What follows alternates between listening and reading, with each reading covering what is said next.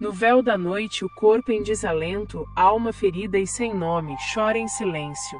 Filhos perdidos, ecos de dor em um ventre vazio. Ausência de pai, de mãe, um destino cruel na era maldita. Mas em cada lágrima, um fio tênue de esperança, por um futuro onde nenhuma mulher conheça tal desamparo.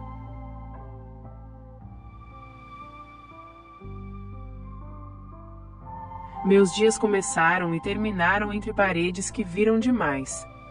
Eu era uma das muitas sem nome, sem voz, apenas um corpo à disposição neste rascunho de inferno que chamávamos de casa para os outros, um prostíbulo medieval. Não havia glamour, apenas a crua realidade da sobrevivência em um mundo que nos negava qualquer humanidade. A escuridão para mim não era apenas a noite, era a minha própria origem. Nunca conheci minha mãe.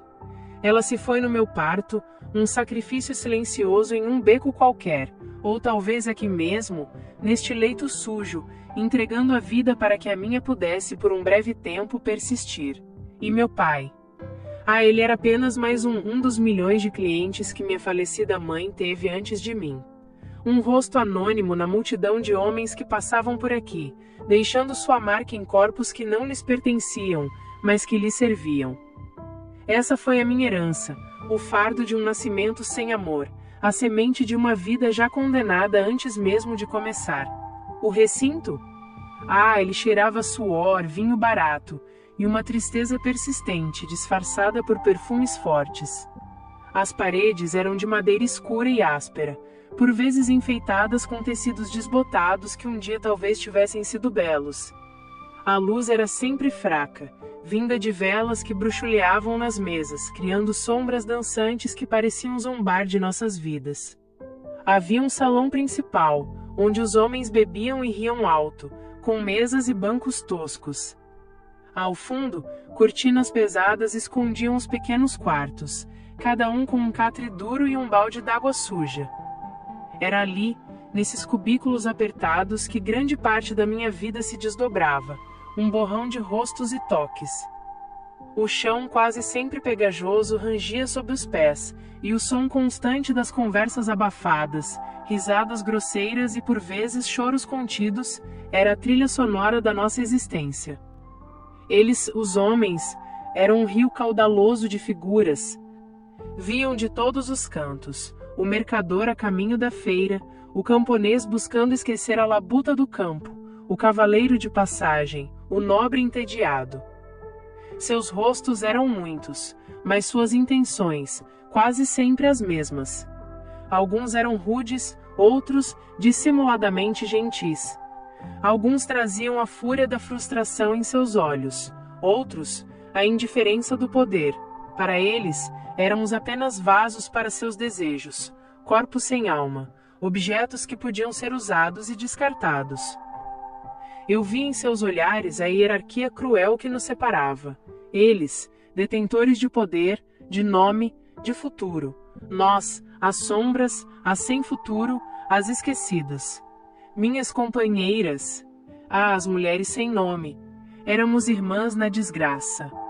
Olhos vazios, sorrisos forçados, corpos jovens que envelheciam rápido demais sob o peso daquela vida. Compartilhávamos não apenas os poucos pedaços de pão e os cantos mais quentes da lareira nos dias frios, mas também a dor, o desespero silencioso. Várias de nós tínhamos cicatrizes no corpo e na alma que jamais seriam curadas. Éramos marginalizadas, perdidas, arrancadas de qualquer dignidade. O sistema machista nos engoliu, nos cuspiu neste buraco e nos considerava menos que humanas. Éramos descartáveis. A maior crueldade, porém, era o que acontecia quando um de nossos corpos, contra todas as probabilidades, começava a florescer com uma nova vida.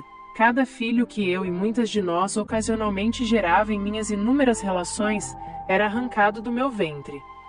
Não havia escolha, não havia amor, não havia sequer um nome para aqueles pequenos seres que mal chegavam a ver a luz do dia.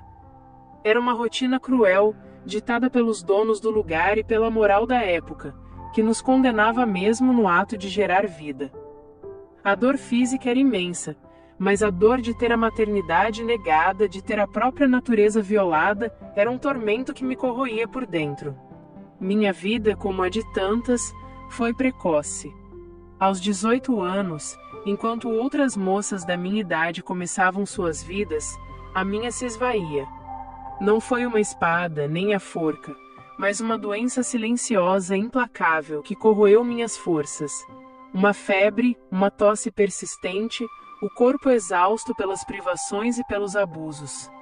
A morte, para mim e para muitas, era não um fim trágico, mas um libertador descanso. Meu corpo foi levado para fora, sem cerimonial, sem luto, sem uma única lágrima a molhar a terra. Fui enterrada em uma cova rasa, em algum canto esquecido, sem lápide, sem nome, sem ninguém presente para sussurrar uma prece sequer. A solidão que me acompanhou em vida me seguiu até a morte. Fui apenas mais uma sombra que se desfez na noite, sem deixar rastros. Minhas queridas mulheres do futuro, ouçam a voz desta que não teve voz. Minha vida foi um grito silencioso de dor e injustiça. Hoje, quando vocês olham para seus reflexos, respeitem seus corpos, celebrem a liberdade de cada escolha. Agradeçam por cada voz que se levanta, por cada batalha travada. Pensem em nós, as mulheres que viveram nesta época maldita, cujos nomes se perderam, mas cuja dor pavimentou o caminho para as conquistas de vocês. Acreditem, ainda existem mulheres vivendo em situações semelhantes às minhas, em algum canto escuro do mundo. Que a minha história e a de tantas outras seja um lembrete constante de que a luta pela dignidade feminina nunca termina. Não deixem que a história se repita. Sejam livres por nós.